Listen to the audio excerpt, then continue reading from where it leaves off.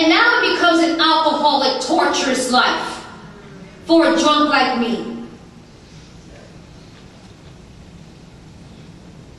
You can't get drunk and you can't get sober. And now I'm trying to find the right combination. Now I'm trying to figure out how to get the good old days back.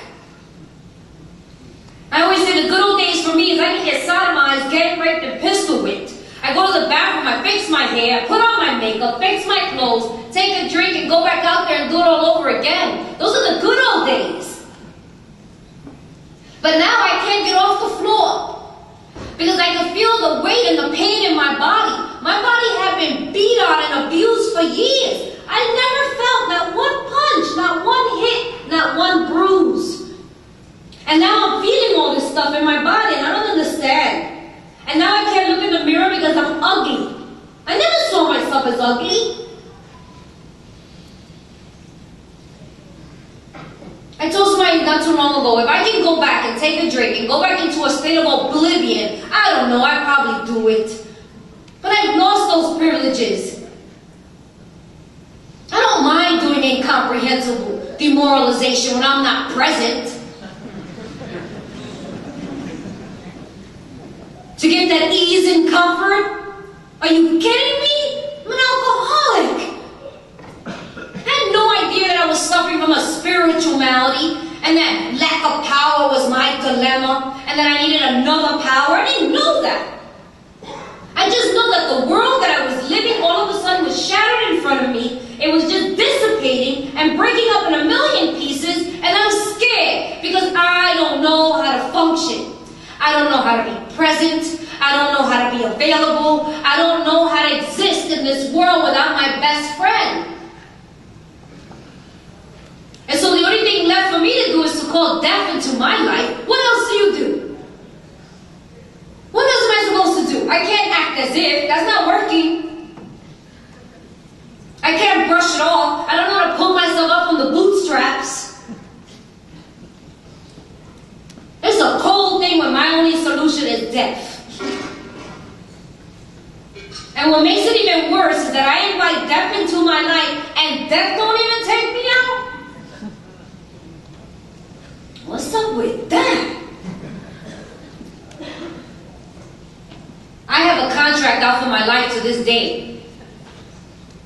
I've known a lot of people, man. I've seen a lot of people shot, a lot of people die. I know that's the world I come from. And I knew that my life was on the line a long time ago. Never thought twice about it, but that was my ticket.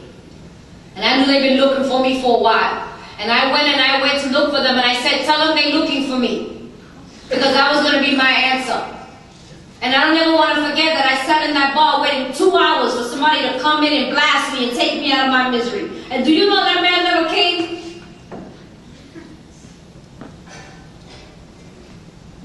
He never came.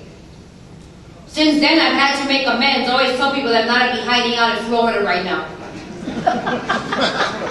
And I definitely know I experienced God because He told me that my amends to Him was that I stay clean and sober.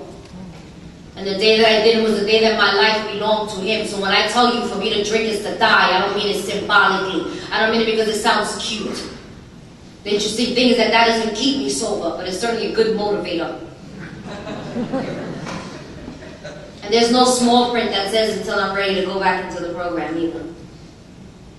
I remember when I got here, an old timer, I had told her, for me to drink is to die, for me to drink is to die. And I was lying. She said, no, Theresa, death would be a luxury for you. You're just going to live out an alcoholic, torturous life.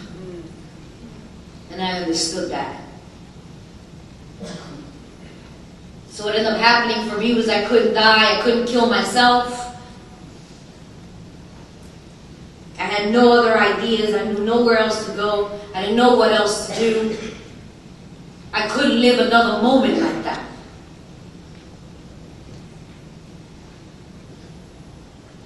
And one day I ended up doing the aimless walk. The walk with no purpose, no agenda, no destination. It's just a walk. I don't remember having ideas in my head. I don't remember trying to plan my next move of action. I'm just walking. And it's cold. I'm living in Queens. The snow is up to my knees. And I'm tired. I just remember I was tired.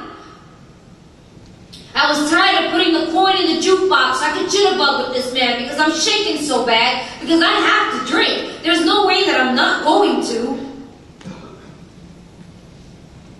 And I'm tired of the hustle and the running and figuring out and trying to work it back up again and fall back down again. I was tired. Do you know that I only experienced 6 months of that? All I had was 6 months of that alcoholic torture. That's what I call it. It's painful. Pregnant on my 4th child. And I end up in a church. You know what trips me out is I go back to New York and I do that walk. And it's not a straight line. From where I was and where I ended up is not a straight walk. It trips me out.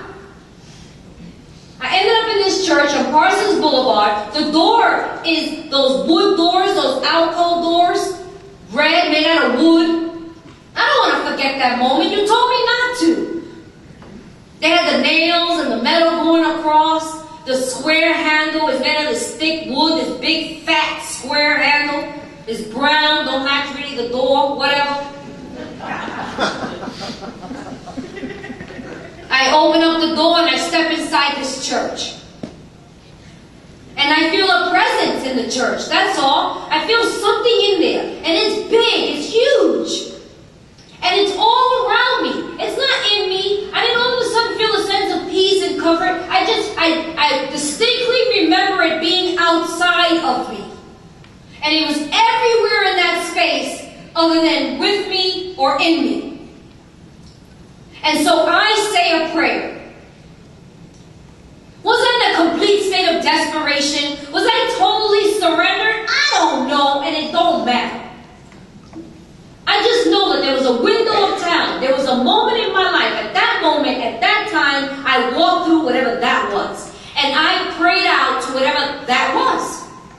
I don't know if it was God. I don't know who I was talking to, one I believed or didn't believe. I have no idea. I just know at that moment in my life, I said a prayer.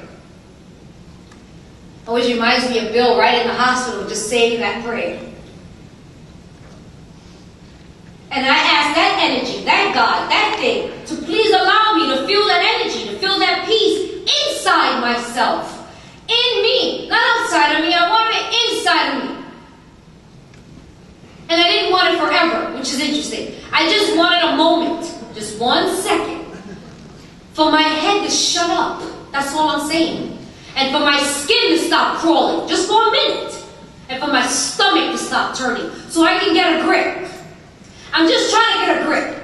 Okay? I want the good old days back. I just want to get a grip, and I want to get it back together, and I want to act like none of this is happening. I had no idea that prayer was going to change my life. Talk about living 2 lifestyles in 1 lifetime. I can't tell you that prayer was deep sincerity, or that I knew that from that moment moving forward, that this God was going to pick me up and save me and take me and catapult me to other places. I really didn't know. All I can tell you is that I left that church. I go to my father, and what comes out of my mouth is amazing. I go to daddy and I go, help me. I never asked for help before in my life. I ain't no punk. Where I come from, you don't ask for help. And from there, in that moment, I talked to Daddy. Daddy tells me some things. I love what my daddy said to me. He told me that I was in the middle of a crossroad. He knew he was powerless. He knew he couldn't do anything for me. Daddy said to me, I wish I could tie you up and put you in the closet, but I can't. I can't love you enough to help you. But he told me, you're in the middle of a crossroad. You. And there are 3 directions. You've tasted them, you've smelled them. They're real familiar. And there's jails, mental institutions, and death. They're familiar to you. But there's another road that's unfamiliar to you and to me. And that's recovery. And he told me, you could try it. You could try this thing, recovery. If it doesn't work out, the other 3 are available to you. The other 3 are waiting for you. I got on a Greyhound bus, and that's where I detoxed. I headed out to California. I detoxed on that bus. I threw up, I shook, I sweated, I hallucinated. I don't ever want to do that again. That's painful. I had my last drink in El Paso, Texas. There